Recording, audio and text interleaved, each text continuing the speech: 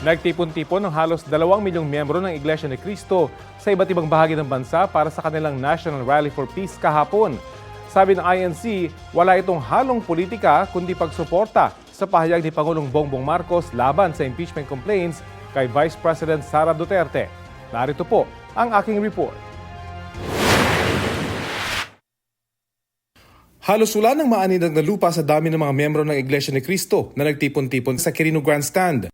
Bitbit nila mga tarpaulin at placard na nananawagan ng pagkakaisa at kapayapaan.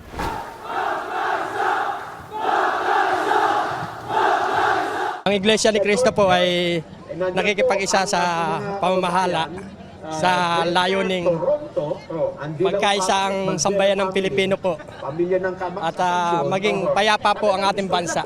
Ang pagtitipon ay tinawag nilang National Rally for Peace na ayon sa pamunuan ng INC ay suporta sa di pagsang-ayon ni Pangulong Bongbong Marcos sa impeachment laban kay Vice President Sara Duterte. At kung may naging awayan, hindi po ba ang tama ay pagsikapang malunasan ito at magkasundo-sundo alang-alang sa bayan?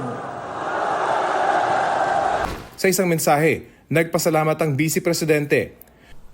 Ito ay isang makapangyarihang pagpapakita ng pagkakaisa at pananampalataya na ang tanging hangad lamang ay kapayapaan tungo sa kaunlaran ng ating bansa.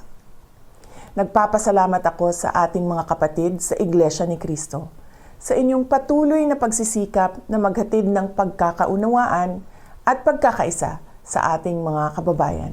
Nagtagal hanggang alas 6 ng gabi ang pagtitipon alinsunod sa kanilang ipinangako. Sa tala ng pulisya, mahigit 1.5 milyon na miyembro ng INC ang dumalo. Dahil sa pagtitipon, may mga isinarang kalsada sa Maynila. 5,000 pulis mula NCRPO at Region 3 at 4 ang idineploy. Yung mismong Iglesia ni Cristo ay may mga marshals po natin sa katauhan po ng mga iskan. And nakikita naman natin na sila na mismo ang nangangalaga doon sa pag-entrance, sa exit ng mga tao. Sila rin ang tumutulong doon sa parking at saka yung traffic rerouting. May mga volunteer emergency medical personnel din at libreng pamigay ng mga tubig at pagkain. Ang INC ang ikatlong pinakamalaking religious denomination sa bansa na may 2.8 milyong miyembro. Sinasabing isa ito sa may impluwensyang grupo kapag eleksyon sa Pilipinas ang pinag-uusapan dahil sa block voting umano ng grupo at pag-endorso ng mga susuportahang kandidato. Bukod sa Quirino Grandstand, nasa 15,000 miyembro rin ng INC ang nagtipon sa Iloilo City. Sa Bacolod City hanggang 70,000 rin ang nakiisa mula sa iba't ibang lugar sa Negros Island. Nagtipon din ang mga miyembro ng INC sa Davao City. Ayon sa Davao City Police Office, tinatayang nasa 300,000 hanggang 500,000 ang nakiisa sa rally.